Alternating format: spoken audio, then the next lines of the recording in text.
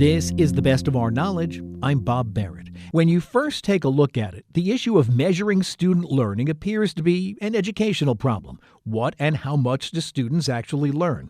But when you investigate the educational accountability movement, especially here in the U.S., you realize that the preoccupation with measuring student learning is a problem that goes much deeper.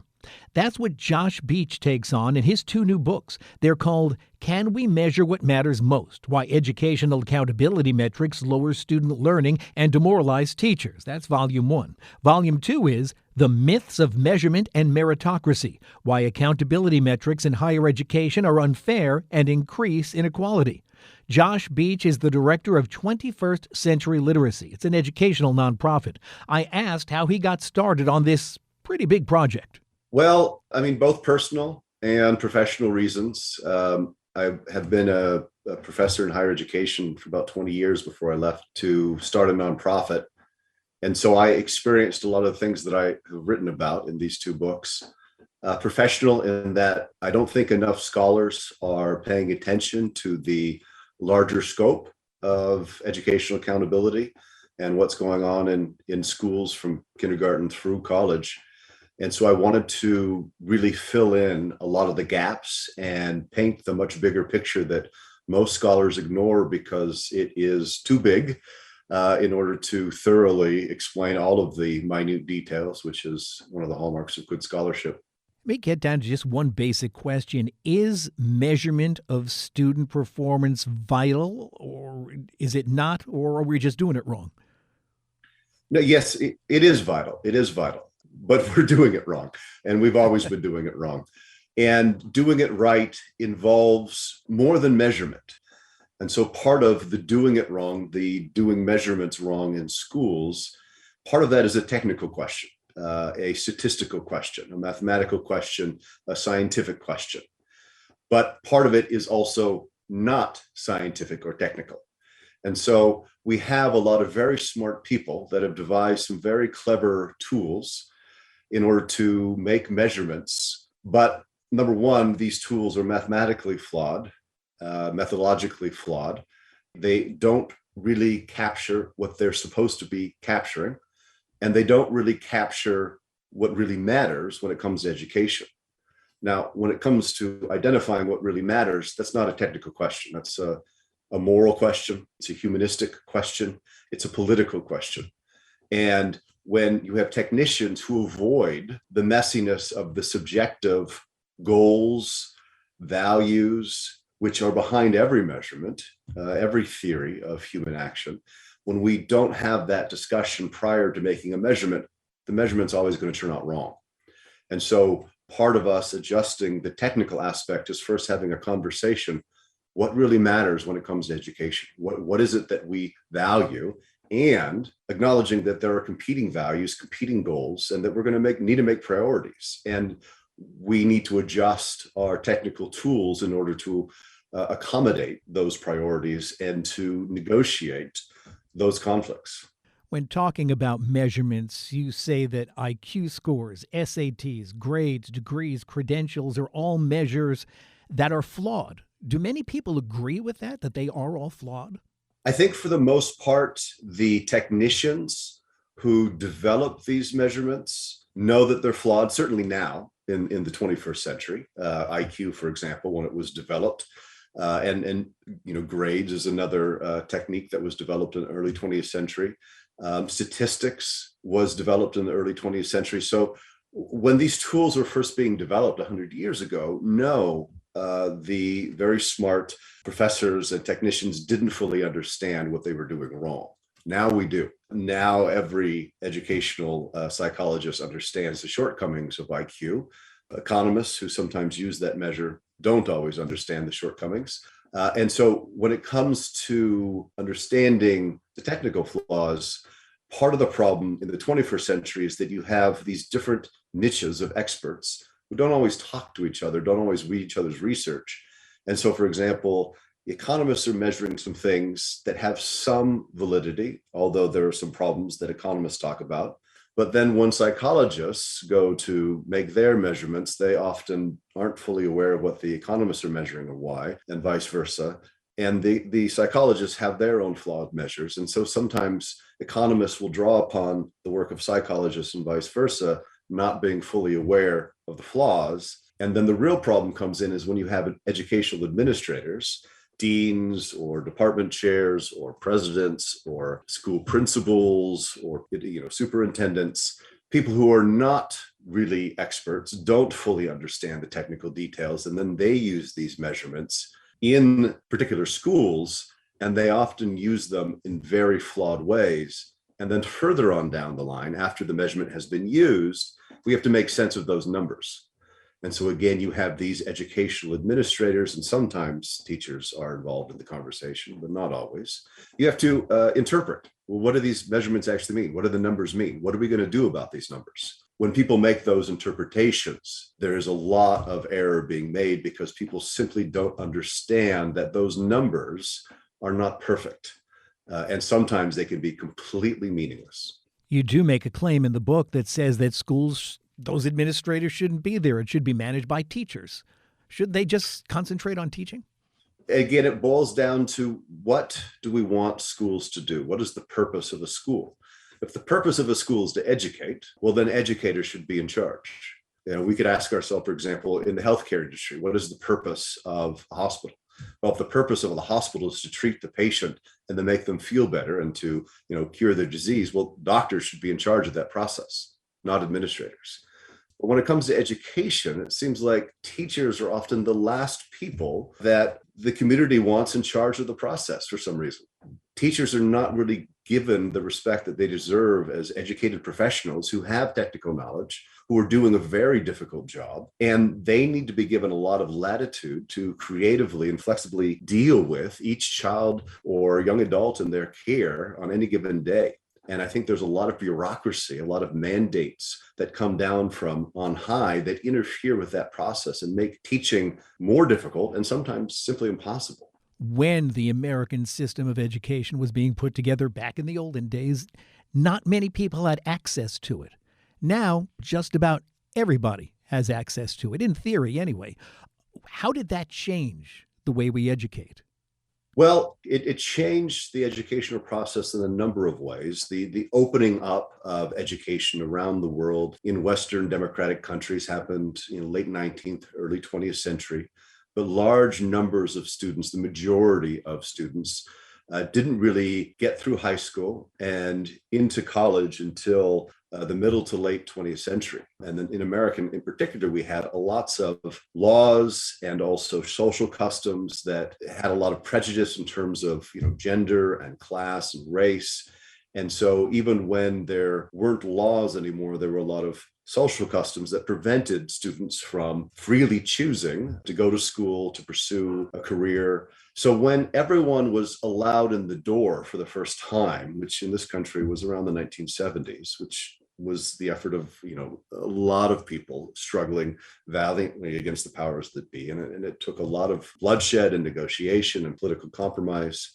But a lot of those students that had been prevented from utilizing the educational system weren't prepared for success. At the same time, there was an economic crisis that was happening in the 1970s, early 1980s. And so the notion that schools need to be much more frugal with taxpayer dollars, and taxpayers very concerned about the amount of taxes that they were paying, at the same time that we had a lot more numbers of students in our middle schools, high schools, and then graduating from high school, going into college, there needed to be a lot more money in order to pay for a lot more resources to help these students through the pipeline. That always wasn't the case. And so students got in, but they weren't necessarily well served by what was there, the existing resources, especially students in urban school districts that were highly segregated by race and class. Students often were passed through the pipeline, graduating from high school without really learning much, if anything. And then many of those students were kind of pushed to go to college or wanted to go to college, weren't fully prepared. In this country, the majority of students have been dropping out of college, since the 1970s. A lot of students, especially poorer students, ethnic minorities, start their college education with the community college, but community colleges have been notoriously unsuccessful at getting students to earn degrees and transfer to four-year schools.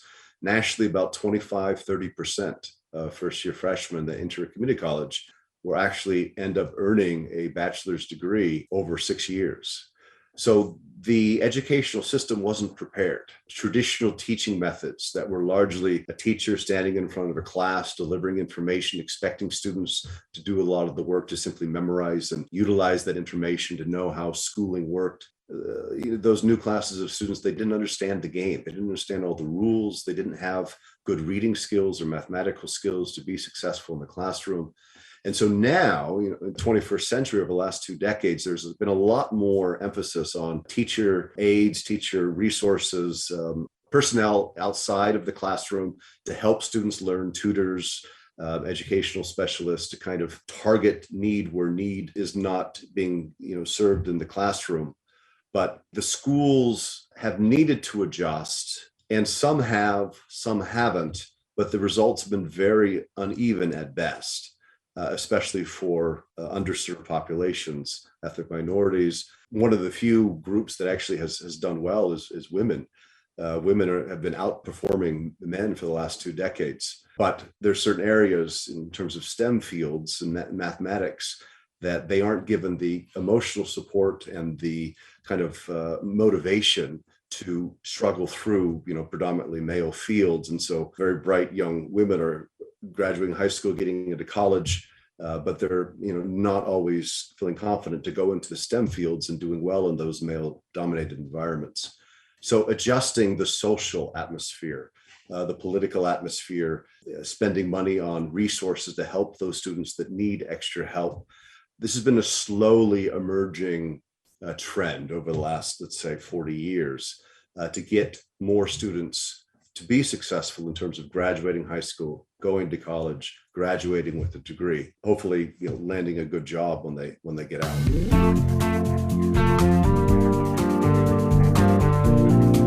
Still to come, our conversation with Josh Beach continues with a look at the value of a really good teacher.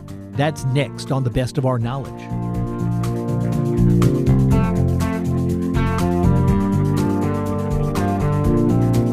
Got any questions or comments about The Best of Our Knowledge? Send them in. Our email address is knowledge@wamc.org. And if you'd like to listen to this or any past programs again, you can find them online at our flagship station's website. Just go to wamc.org and click on the programs link.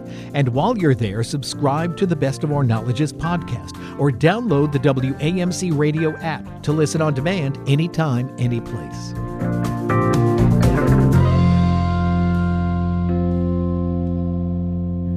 This is The Best of Our Knowledge. I'm Bob Barrett, and our guest today is Josh Beach, director of the educational nonprofit 21st Century Literacy and author of 2 new books about student evaluation.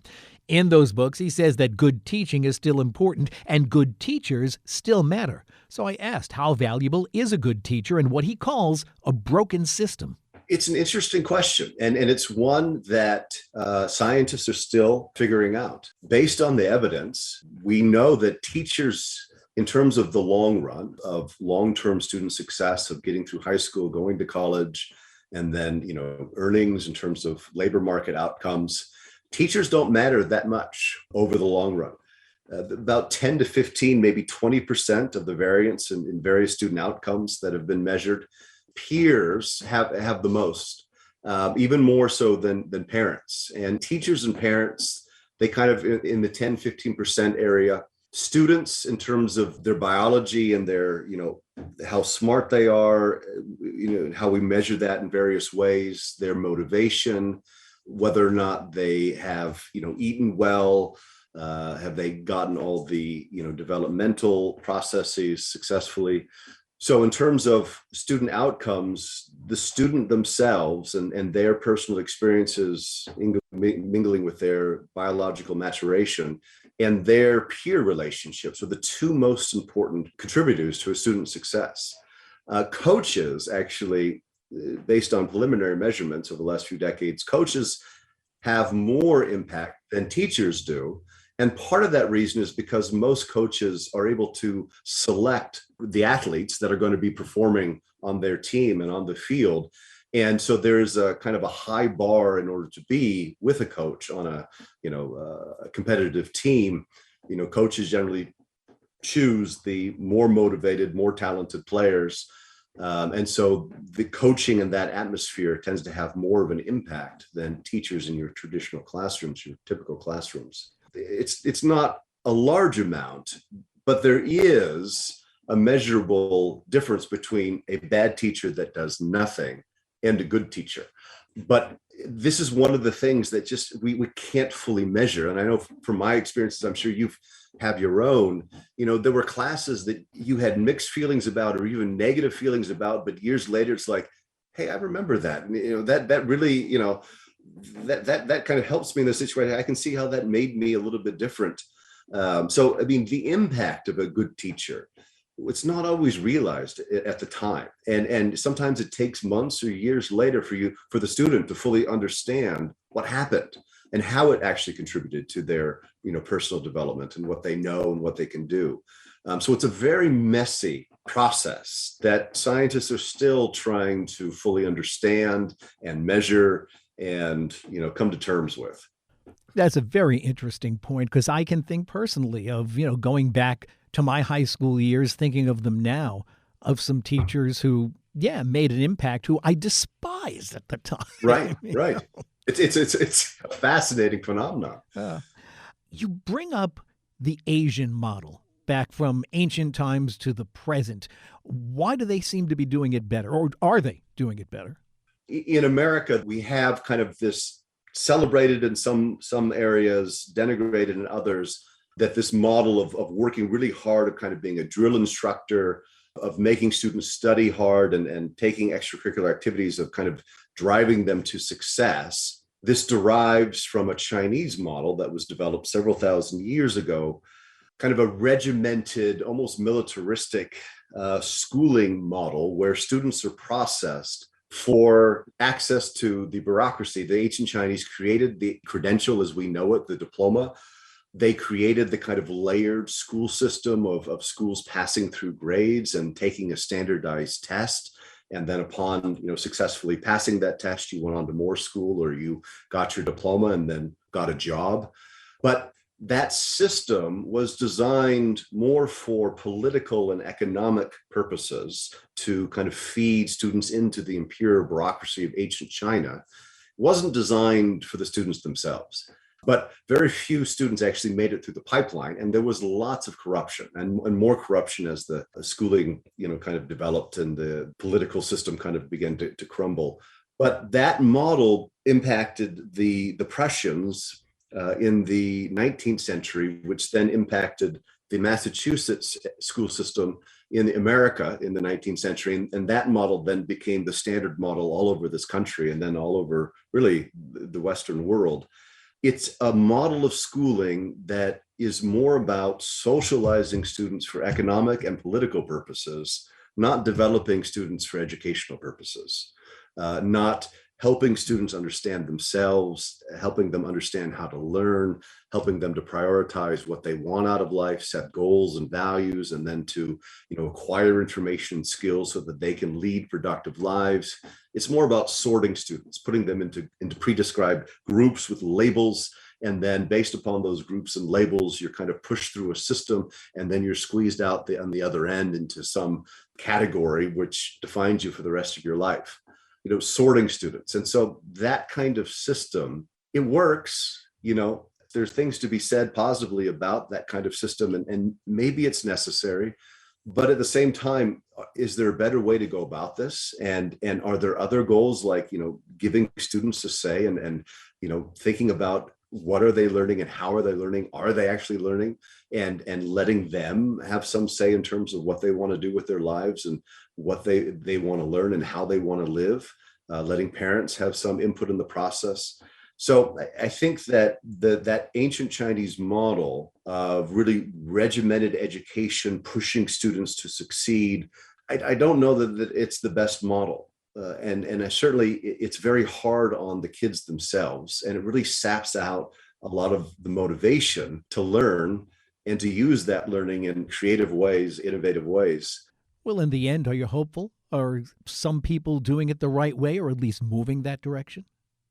Certainly, there are many wonderful schools in this country that are doing great things. I think the Harlem Children's Zone is one of the shining examples of someone, Jeffrey Canada, looking at the big picture and really trying this massive experiment to bring traditionally underserved children up to speed and delivering really wonderful results. But the pessimist in me wants to say that, most of the best examples that we have of working functional schools that are doing a great job tend to be in very rich white neighborhoods. That schooling is very polarized in America, still very segregated, and in many places more segregated in the 21st century than it was in the early 20th century. So there are a lot of great schools. At the same time, just a few miles away, there are a lot of really bad schools that are not really serving their students. There were just some news stories today about some Baltimore city schools, parents not being informed that their children were failing classes for years. And by the end of high school, they're letting the child know, hey, you can't graduate. You have to actually go back to ninth grade to start all over again. A lot of our urban schools that serve poor students, ethnic minorities, they are underfunded, understaffed, and during COVID, just under assault. They just don't have the resources to do what they need to be doing. And so the outcome is that students are really suffering in many ways. And so we have that dichotomy of a lot of good schools. At the same time, we have a lot of bad schools. And then we have, all sorts of stripes in between. Well, somehow that pessimist in you keeps coming to the top. Well, it's just one of those things that, the more when you start to look at the data and the evidence and you're kind of overwhelmed by what is happening and all the problems, you begin to kind of see that, and that clouds the frame, especially for working professionals, whether they're educational scientists or administrators or teachers in the classroom, parents that, want a better education for their children. That when you are looking at the problems and are very aware of the problems, it's hard. You sometimes miss what's going right, and even in the worst struggling schools, there are things that are going right. We don't always see them or acknowledge them. There might not be enough things going right, but whenever you have a concerned human being that is trying to help another human being and to make their life better in some way, whether it's in the classroom or in the hallway or in the gym, that's a success story. But there are a lot of problems and there are a lot of things that we need to be doing to make students fully successful for a very difficult 21st century world. And so as people that are educational professionals trying to evaluate what are we doing, how do we do it better, I think it helps to be a little bit more pessimistic, a little bit more objective and looking at the data and the evidence and thinking more realistically. But certainly when you're on the ground and you're in that classroom, I think optimists should be in charge, and that hope should be a big role. That who knows what we can do tomorrow, next year, next decade, that we can always do better and we can always strive to do better. And so even when we have a very realistic, if not pessimistic frame of mind, when we're examining problems, doesn't mean that there's not a place for hope. Josh Beach is the director of the educational nonprofit 21st Century Literacy. His new books are called Can We Measure What Matters Most? Why Educational Accountability Metrics Lower Student Learning and Demoralize Teachers.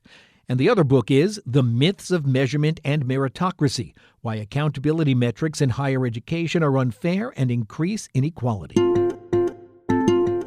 There is a great old song by the group Tavares called Remember What I Told You to Forget.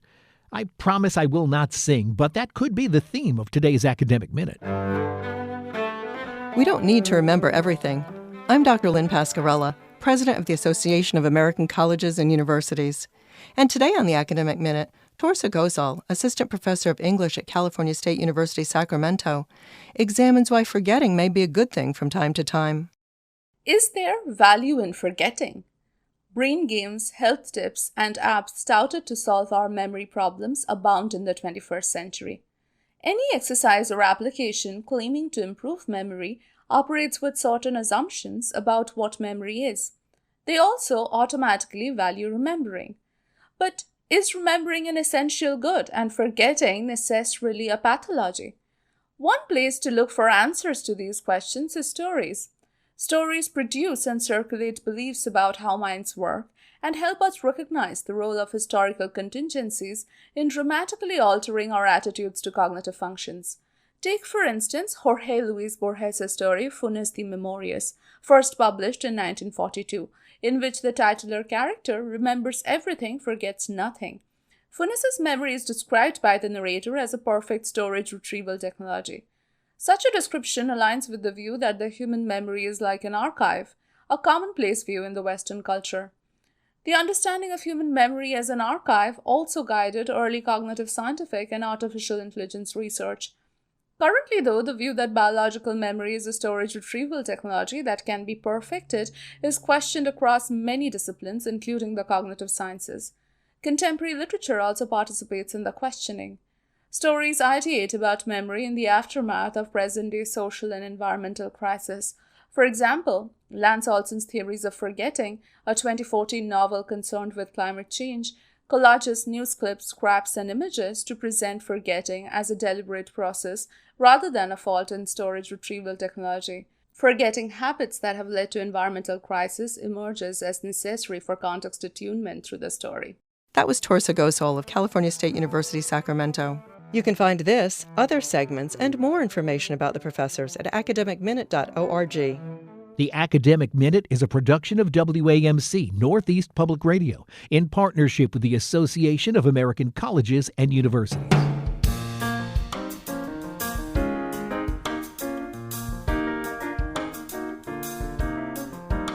That's all the time we have for this week's program. If you'd like to listen again, join us online at our flagship station's website. Go to WAMC.org and click on the programs link.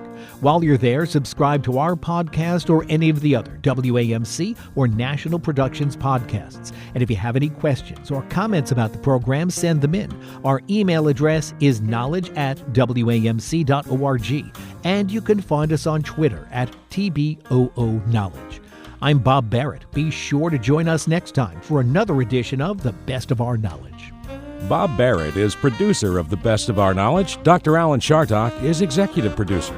The Best of Our Knowledge is a production of WAMC Radio's National Productions, which is solely responsible for its content. Hear more at WAMC.org.